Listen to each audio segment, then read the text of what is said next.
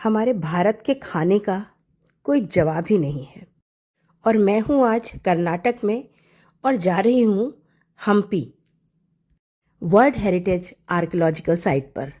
लेकिन उससे पहले सुबह का समय है तो नाश्ता तो बनता है। तो हम यहाँ पर रुके शांति रेस्टोरेंट में।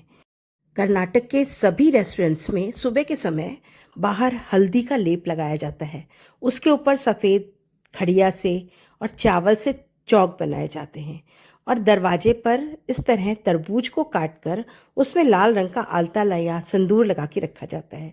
ये सब इनके शुभ शगुन हैं। हमने यहाँ पर इडली डोसा सांभर खाया और बढ़िया मस्त फ़िल्टर कॉफ़ी पी। मज़ा आ गया और रेट भी इतने अच्छे इतने सस्ते कि आप 100 रुपये में बहुत आराम से नाश्ता कर सकते हैं। लेकिन यहाँ पर वो इस समय बना रहे थे शॉप में लच्छा पराठा। मैदे के थे ज़रूर और मैदे के ऊपर खूब सारा ऑयल भी लगा रखा था, लेकिन ना तो उनको किसी बेलन की ज़रूरत थी और ना ही किसी चक्के की।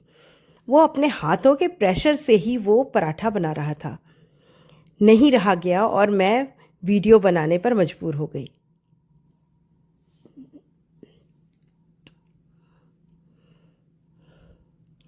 देखिए कितने मज़ेदार ढंग से वो बस ज़रा सा हाथ में ऑयल लगाते थे और पराठा बेल देते थे हाथों के प्रेशर से। और तवा इस समय खूब तेज़ गर्म हो रहा है और देखते ही देखते उन्होंने 8 पराठे बना दिए। ज़रा सी देर वो सिके और उन्होंने पलट दिया। पलटने के बाद थोड़ी देर उसको और सेका, लेकिन कोई भी ऊपर से तेल या ऑयल नहीं लगाया। शायद उनके पहले से ही मैदा में बहुत ऑयल था।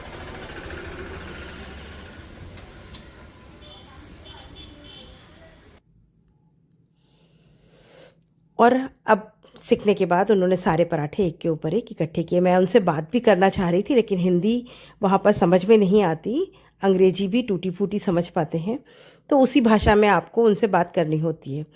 उन्होंने उठाया और 4 पराठों को हाथों से गरम गरम पराठों को इस तरह मसला जिससे कि उसकी एक एक परत खिल गई। मैं तो देखती ही रह गई, क्योंकि इतने गरम गरम पराठे हाथों से इस तरह से तोड़ना हम लोगों के बस की बात नहीं है। कितना हाथ जला होगा, पर वो सब आदत में है। 4 पराठों की दूसरा लॉट भी तैयार हो गया। हिंदी सक्सेना मैडम लिंक है।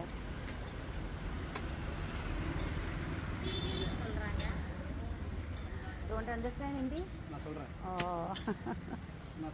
और ये हो गए पराठे तैयार।